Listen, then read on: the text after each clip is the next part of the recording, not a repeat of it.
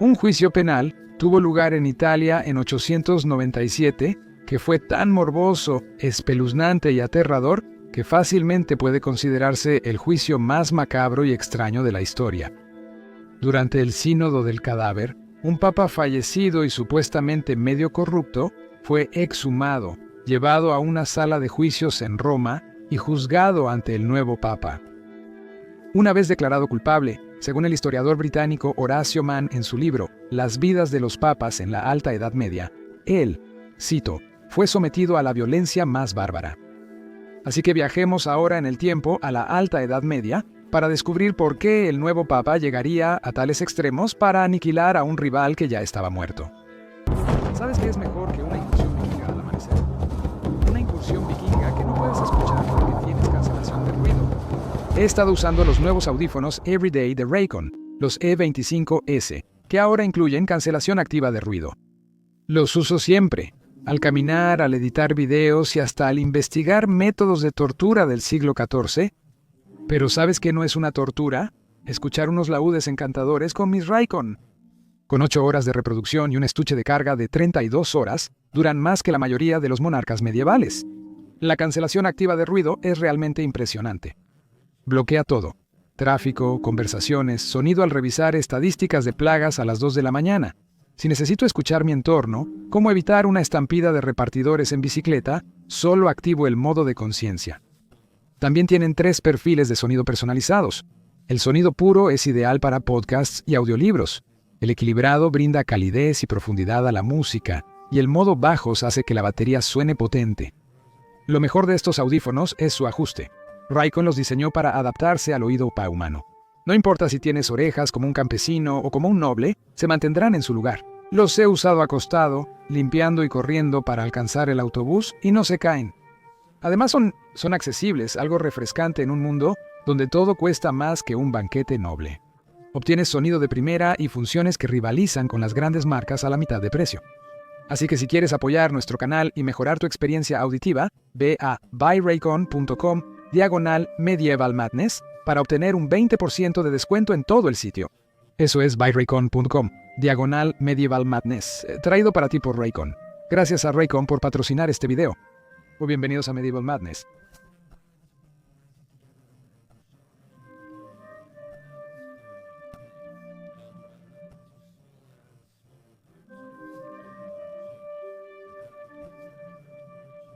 ¿Problemas en el paraíso? Durante el Sínodo de Cadavis, Italia atravesaba inestabilidad política. La incertidumbre continuó durante aproximadamente 100 años, desde mediados del siglo IX, y estuvo marcada por una sucesión de papas.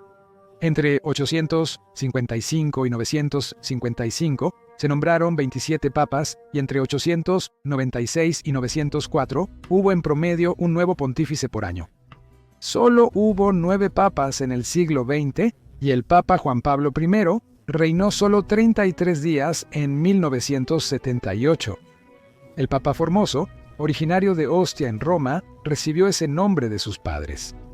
La fecha exacta de su nacimiento no se conoce, pero se cree que fue en algún momento entre 805 y 816 después de Cristo.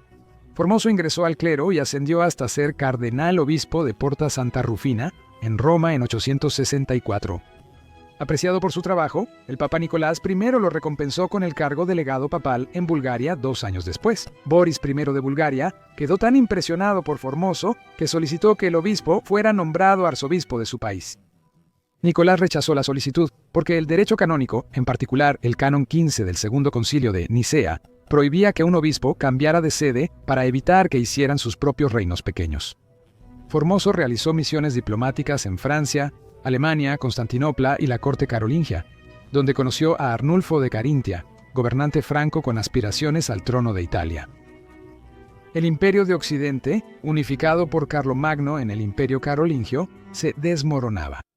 Ahora, al dividirse en grupos más pequeños, surgieron divisiones en la Iglesia.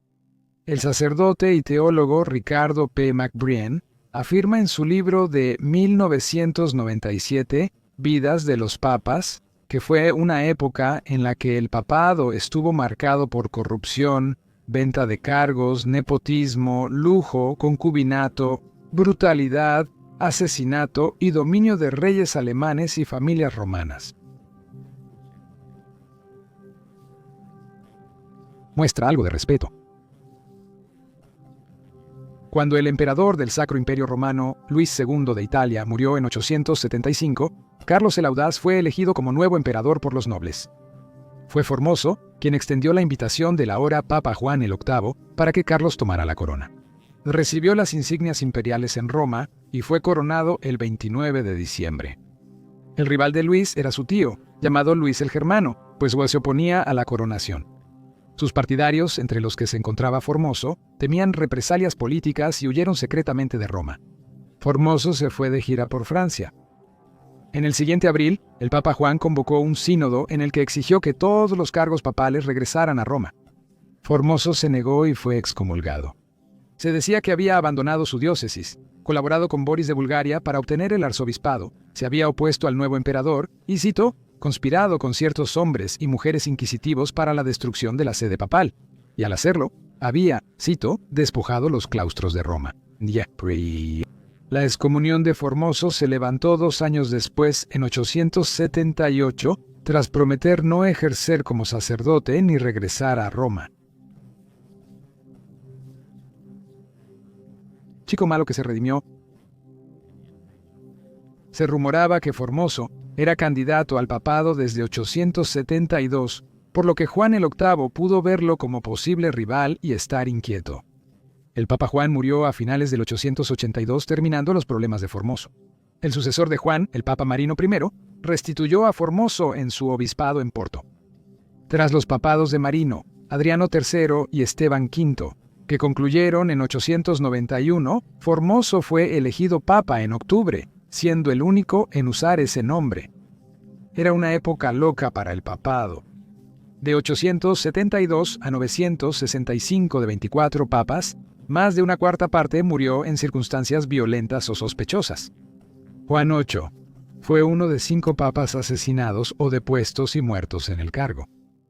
Fue envenenado por sus propios clérigos, y cuando eso no funcionó, lo mataron a golpes con un martillo.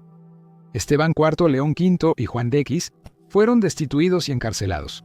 Los 2 primeros estrangulados y Juan X posiblemente asfixiado en una mazmorra. Se piensa que Adrián III fue asesinado por estrangulamiento o veneno. Se dice que Juan XII murió de un derrame cerebral por exceso de esfuerzo con una mujer casada, o que el esposo lo mató a golpes. De todos modos, el papa acusado de convertir el palacio sagrado en burdel ya había muerto. En ese momento, el emperador era Guido III de Spoleto.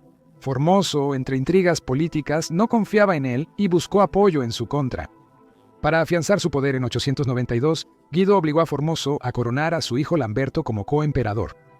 Al año siguiente, Arnulfo de Carintia, persuadido por Formoso, avanzó sobre Roma para liberar Italia del control de Guido. La invasión fracasó, pero Guido murió poco después, dejando a su joven hijo gobernar en su lugar bajo la regencia de su madre, Alcatrude. A comienzos del año siguiente, Arnulfo reintentó tomar Italia y fue coronado emperador del Sacro Imperio Romano por Formoso al cruzar los Alpes y llegar a Roma.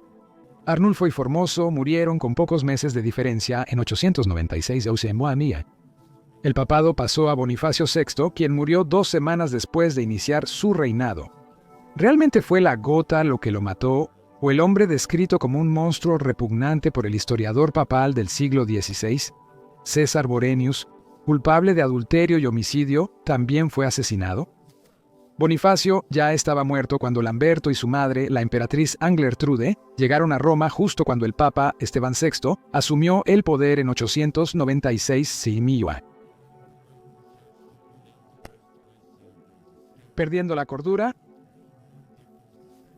Fue en enero del año siguiente cuando el Papa Esteban, influenciado por Lamberto y su madre, y por lo que el diccionario Oxford de papas se refiere como, cito, un odio casi histérico hacia el anterior papa, decidió desenterrar el cuerpo de Formoso y poner su cadáver en descomposición a juicio. Los cargos eran perjurio, violar los cánones que prohíben la traslación de obispos y codiciar el papado.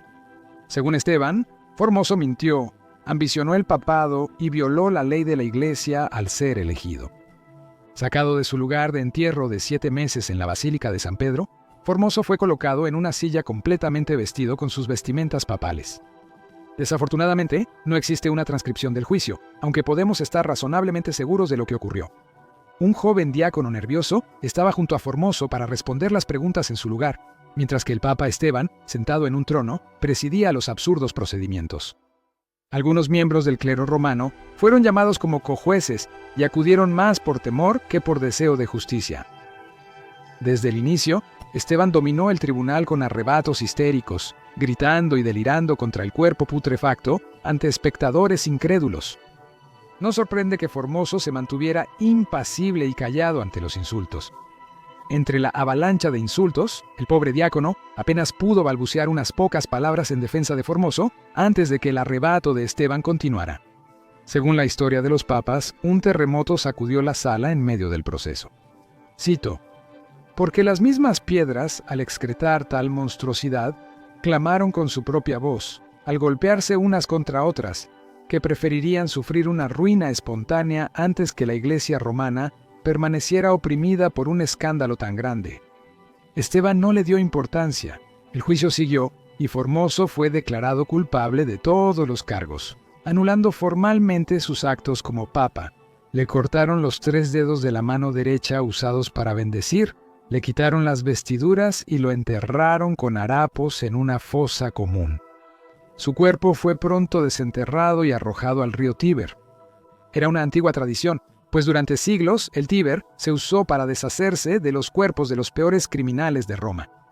Convocar el sínodo del cadáver para exhibir el cuerpo en descomposición de un papa que solo era un hombre piadoso con enemigos políticos causó indignación en Roma. Cuando Lamberto salió de Roma para luchar contra el marqués de Toscana, pronto Esteban VII fue derrocado, encarcelado y estrangulado en agosto de 897. Justicia divina.